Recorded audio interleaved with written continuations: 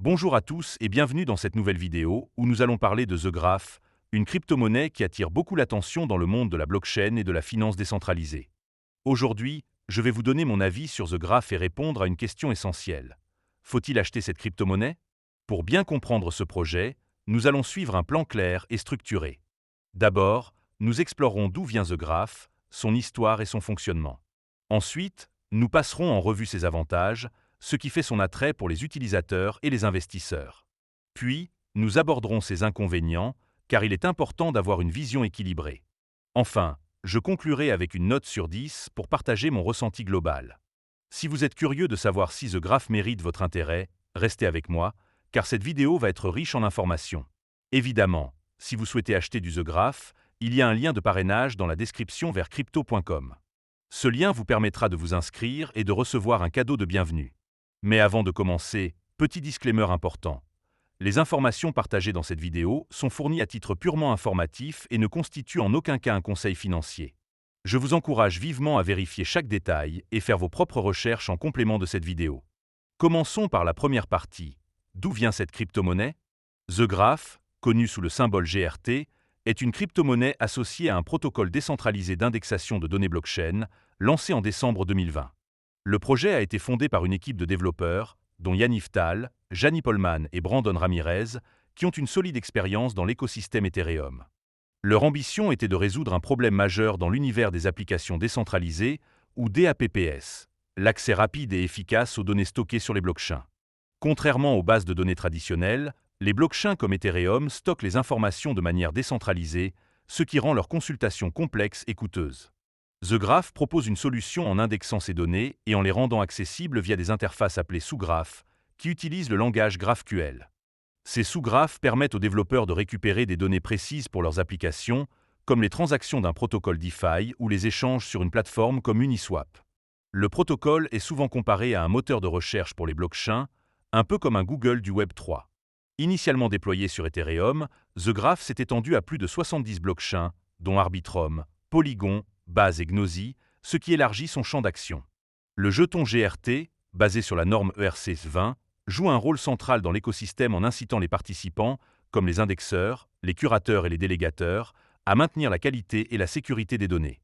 Avec une capitalisation boursière de 8,14 milliards d'euros et une 41e place au classement des crypto-monnaies en mai 2025, The Graph a su se faire une place dans un marché compétitif, soutenu par des investisseurs comme Multicoin Capital et Digital Currency Group.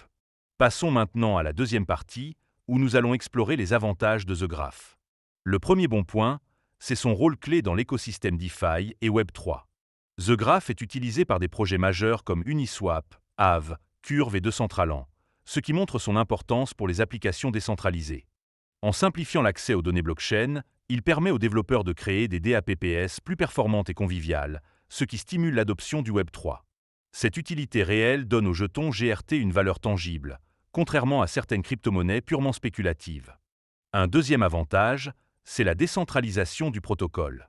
The Graph repose sur un réseau mondial d'indexeurs, qui sont des opérateurs indépendants responsables de l'indexation des données. Cette structure élimine les points de défaillance uniques, rendant le système plus résilient et résistant à la censure. Les utilisateurs peuvent ainsi accéder à des données fiables sans dépendre d'un serveur centralisé, ce qui est un atout majeur dans l'univers de la blockchain. Un troisième point fort, c'est la scalabilité et la compatibilité multi-chaîne. Avec son expansion à plus de 70 blockchains, The Graph répond à un besoin croissant de solutions interopérables. Les développeurs peuvent désormais indexer des données sur des réseaux à faible coût comme Polygon ou Arbitrum, ce qui réduit les frais et élargit l'accessibilité.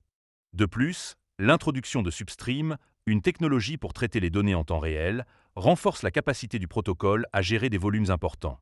Un quatrième avantage, c'est le modèle économique incitatif. Les indexeurs, curateurs et délégateurs sont récompensés en GRT pour leur contribution au réseau. Par exemple, les indexeurs gagnent des frais de requête, tandis que les délégateurs peuvent prêter leurs jetons pour obtenir des rendements passifs sans compétences techniques. Ce système encourage la participation et garantit la qualité des données. Enfin, un cinquième point positif, c'est le potentiel de croissance. Avec plus de 6,14 milliards de requêtes traitées au premier trimestre 2025 et 12 400 sous-graphes actifs, The Graph affiche une adoption croissante.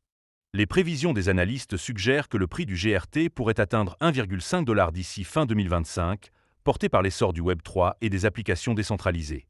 Mais, comme tout projet, The Graph a ses limites, et c'est ce que nous allons voir dans la troisième partie, les inconvénients. Le premier inconvénient, c'est la complexité technique du protocole.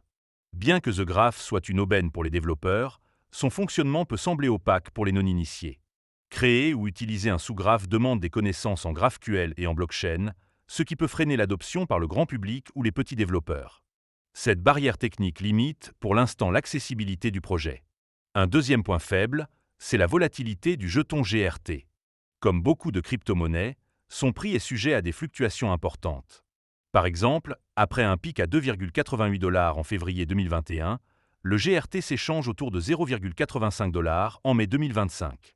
Cette instabilité peut décourager les investisseurs à la recherche de stabilité ou ceux qui ne tolèrent pas les pertes potentielles. Un troisième inconvénient, c'est la concurrence dans le secteur de l'indexation. Des projets comme Coval ou Chainlink Data Feed offrent des solutions alternatives pour accéder aux données blockchain. Bien que The Graph soit leader, il doit constamment innover pour maintenir son avance, ce qui peut représenter un défi à long terme. Un quatrième point, c'est la dépendance à l'écosystème Ethereum. Bien que le protocole soit multichaîne, une grande partie de son activité reste liée à Ethereum et à ses réseaux de couche 2. Si Ethereum perd de son influence ou rencontre des problèmes, cela pourrait affecter The Graph. Enfin, un cinquième inconvénient, c'est le risque de centralisation partielle. Bien que décentralisé, le réseau repose sur un petit nombre d'indexeurs principaux, ce qui pourrait créer des vulnérabilités si ces acteurs dominants collaboraient ou étaient compromis. De plus, la gouvernance, bien que communautaire, peut être influencée par les gros détenteurs de GRT, ce qui pose des questions sur l'équité. Arrivons maintenant à la conclusion. Après avoir pesé les avantages et les inconvénients, quel est mon avis sur The Graph? D'un côté, ce projet est une pièce maîtresse du Web3, offrant une solution essentielle pour les DApps et bénéficiant d'une adoption impressionnante. Sa décentralisation, sa compatibilité multichaîne et son modèle incitatif en font une crypto-monnaie avec un potentiel énorme, surtout pour les traders qui croient en l'avenir de la DeFi. De l'autre côté, sa complexité, sa volatilité et la concurrence demandent une certaine prudence. The Graph n'est pas une crypto-monnaie pour tout le monde, surtout si vous débutez ou préférez des investissements moins risqués. Cela dit, son utilité et sa croissance continuent me rendent optimiste. Pour toutes ces raisons, je donne à The Graph une note de 8 sur 10. C'est un projet solide, mais il faut être prêt à accepter ses risques.